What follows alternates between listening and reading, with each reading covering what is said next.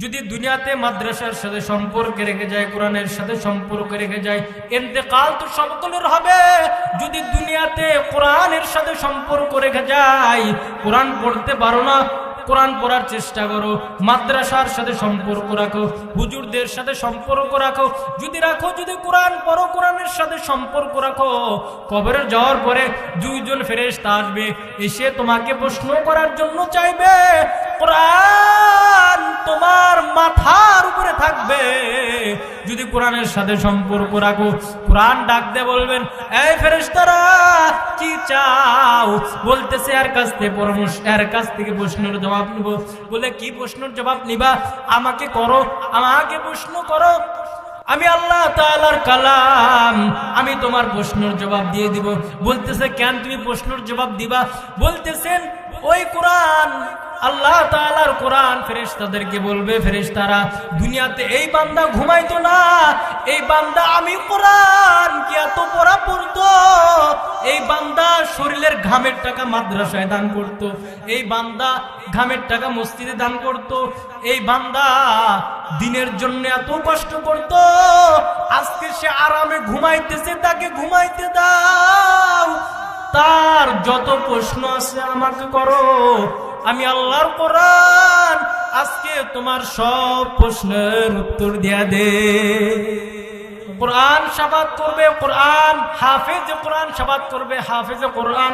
আমাদের ভিতরে যাদের ছেলে সন্তান আছে মাদ্রাসায় দিবেন, ছেলেদেরকে হাফেজে কোরআন বানাইবেন, ছেলেদেরকে মাওলানা মুফতি বানাইবেন।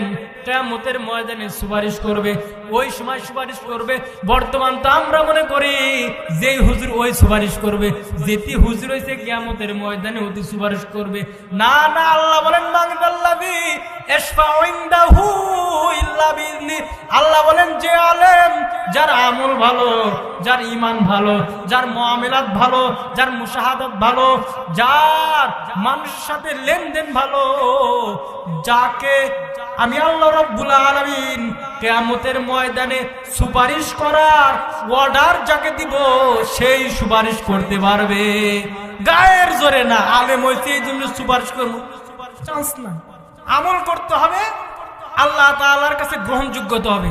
যদি ভালো আলেম হতে পারে, কিয়ামতের ময়দানে আল্লাহ রাব্বুল আলামিন খুশি হয়ে বলবেন, যাও, দুনিয়াতে তুমি অনেক কষ্ট করেছো, ইসলামের জন্য জেলে গিয়েছিলে, ইসলামের জন্য ফাঁসির মঞ্চে ঝুলেছিলে, ইসলামের জন্য কোরআনের থেকেছিলে, মাদ্রাসা থেকেছিলে, ইসলামের জন্য মাত্র 8-10 হাজার টাকা হইলো বর্তমানে, এই টাকা মাত্র 5,000 টাকা মসজিদে বেতনের টাকা হইলো, বর্তমানে টাকা হইলো, এই মাত্র এই কয় টাকার জন্য মাদ্রাসা থেকেছিলে, মসজিদে থেকেছিল, এই উসিলায় মাফ করে দিল, এই উসিলায় কি করে দিলাম? মাফ করে দিলাম।